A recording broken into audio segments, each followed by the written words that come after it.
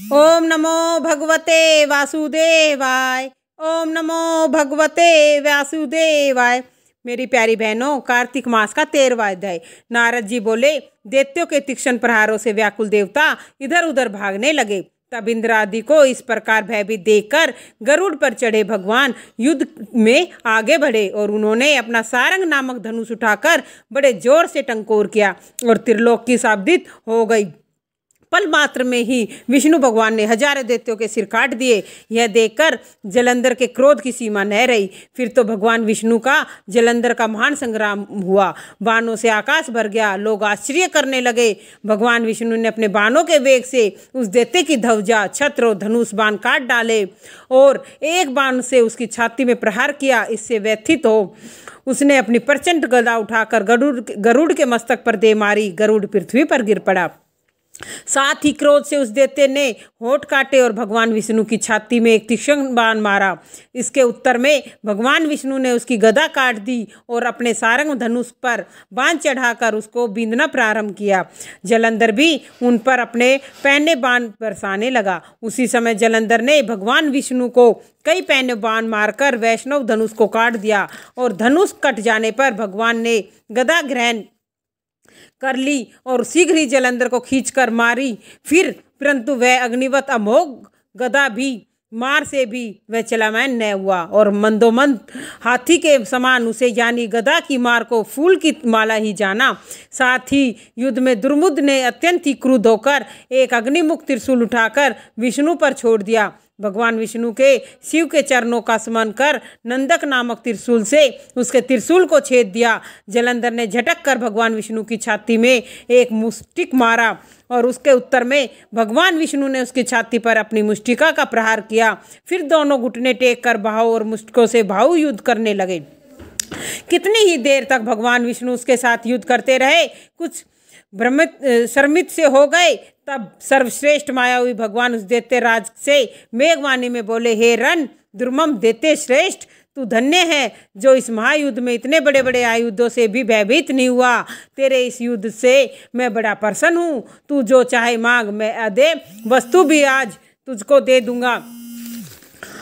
मायावी भगवान विष्णु की ऐसी वाणी सुनकर जलंधर ने कहा, हे भावुक, यदि आप मुझ पर प्रसन्न हैं तो यह वर दीजिए कि आप मेरी बहन के साथ और अपने सारे कुटुंबियों के साथ मेरे घर में निवास करें। नारद जी कहते हैं, उसके ऐसे वचन सुनकर भगवान विष्णु को खेद तो हुआ, किंतु उसी क्षण उन देवेश ने तथास्तु कह दिया। अब भगवान विष्णु सब देवताओं के साथ जलंधरपुर में जाकर निवास करने लगे। जलंधर अपनी बहन लक्ष्मी और देवता सहित भगवान विष्णु को वहाँ पाकर बड़ा प्रसन्न हुआ। फिर तो देवता के पास जो रत्न आदि थे उनके स्थानों पर दैत्यों को स्थापित कर जलंधर पृथ्वी पर आ गया और निशुंभ को पाताल में स्थापित कर दिया।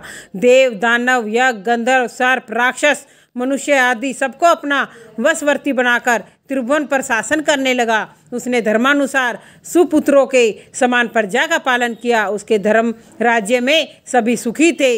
इसी के साथ जय जय श्री राधे, जय जय श्री राधे। मेरी प्यारी बहनों, अब आपको एक चिड़ा चिड़ी की कथा और बताती हूँ। एक बुढ़िया कार्तिक का व्रत करती थी तो उसको भगवान कृष्ण खिचड़ी का कटोरा रख जाते और बुढ़िया व्रत खोल लेती थी। पड़ोसन देखकर जलती कि इसका कोई भी नहीं है, फिर भी खिचड़ी इसको खाने को मिल जाती है। एक दिन बुढ़िया कार्तिक नहाने गंगा जी गई। भगवान आए, खिचड़ी का बेला मकान में रख गए। पड़ोसन ने खिचड़ी का बेला उठाकर मकान के पिछवाड़े में फेंक दिया। बुढ़िया आई तो खिचड़ी का बेला देखा तो उसको कहीं नहीं मिली। वह भूखी रही और कहने लगी, कहाँ गई मेरी खिचड़ी और कहाँ गया मेरा बेला। पिछवाड़े में उस खिचड़ी के 2 फूल बनकर उग गए। एक दिन राजा शिकार खेलने गए तो बुढ़िया के घर में बाहर से जा रहे थे तो उनको वहाँ फूल दिखाई दिए। राजा फूल तोड़ कर ले आए। रानी ने फूल देखकर सूंघे तो रानी को गर्व रह गया। राजा रानी को कोई संतान नहीं थी। फूल सूंघने से रानी के 2 लड़के पैदा हो गए। लड़के बड़े होने लगे। वह बच्चे किसी से भी नहीं बोलते थे। दोनों कहते कहाँ गई मेरी खिचड़ी और कहाँ गया मेरा बेला। लड़के कहते कहते हम भी तेरी खिचड़ी और हम ही तेरे बेला। बुढ़िया से कहते। जब भी लड़के शिकार खेलने जाते बुढ़िया कहती, लड़के वही जवाब देते। राजा को पता चला। राजा ने बुढ़िया को बुलाया और कहा, हमसे तो ये बोलते नहीं, तुमसे कैसे बोलते हैं। बुढ़िया ने कहा कि मुझे इस बात का नहीं मालूम, लेकिन कार्तिक व्रत करती थी तो कृष्ण भगवान खिचड़ी दे जाते थे। तो एक दिन मुझे खिचड़ी नहीं मिली। मैं कहने लगी कहाँ गई मेरी खिचड़ी, कहाँ गया मेरा बेला।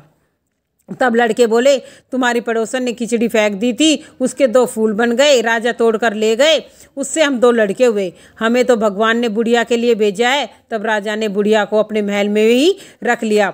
हे मेरे कृष्ण भगवान, जैसे बुढ़िया की लाज रखी, जैसे बुढ़िया को की महल दिया, ऐसे सबकी लाज रखना, सबके घर में खुशहाली देना। जय जय श्री राधे, जय जय श्री राधे। बहनों, चिड़ा चिड़ई की कथा के साथ नितनेम की कथा। 2 माँ बेटी थी, रोजाना नितनेम की कहानी कहा करती थी। उसकी बेटी ने कहा माँ मैं नितनेम की कहानी कहूँगी। माँ ने कहा बेटी तेरी कहानी ससुराल में कौन सुनेगा। उसने जिद की और नितनेम की कहानी कहने लगी। उसकी शादी हुई, ससुराल गई तो सब कहती मेरी कहानी सुन लो। सभी कुछ ना कुछ बहाना बनाकर टाल देते, कोई कहानी नहीं सुनता, वह भूखी रहती। एक दिन पड़ोसन बोली मैं तेरी कहानी सुनूंगी। वह आती, कहानी सुनती, बहू खा लेती। एक दिन ननद ने अपनी माँ से कहा कि माँ भाभी पड़ोसन के कहने पर तो खाना खा लेती, हम कहते तो और खाती नहीं है। माँ ने कहा उसे मना कर देना। उसने कहा अच्छा। लड़की ने पड़ोसन से मना कर दिया। पड़ोसन ने अपने पति से कहा कि उसकी बेटी मना करती है। पति ने कहा उसकी माँ मना करे तो तू मत जाया कर। अगले दिन सास ने मना कर दी, पड़ोसन नहीं आई। बहू की कहानी कोई नहीं सुनता, वह भूखी रहती। ससुर ने पूछा बहू कैसी है। सास ने कहा अच्छी है, काम काज तो कर लेती है मगर खाती कुछ नहीं है। ससुर ने कहा बड़े घर की बेटी है, काम कर करके थक जाती होगी, इससे काम मत कराया करो। लेकिन वह फिर भी नहीं खाती। धर्मराज का आसन डोला कि इस नगरी में ऐसा कौन है जो भोजन नहीं करता, उसे बुलाओ। स्वर्ग से विमान आया तो सास बोली मैं चलूं। बहू ने कहा तुम्हें तो बहुत काम है, मेरी कहानी सुनने का समय नहीं। जेठानी ने कहा तो कहने लगी तुम्हें तो मालिक का खाना बनाना है। ननद ने से कहा तो कहने लगी तुम्हें तो गुड्डा गुड्डी खेलनी है, फुर्सत नहीं है। पड़ोसन बोली मैं चलूं तो बहू बोली हाँ तुम चलो, तुमने मेरी नितनेम की कहानी सुनी है। वह अपने मालिक के पास गई। मालिक बोला कि तू तो बड़ी भाग्यवान है जो जीते जी जा रही है, मर कर तो सभी जाते हैं। और वह भी चली गई। बोले नितनेम कहानी की जय हो, नितनेम बाबा की जय हो।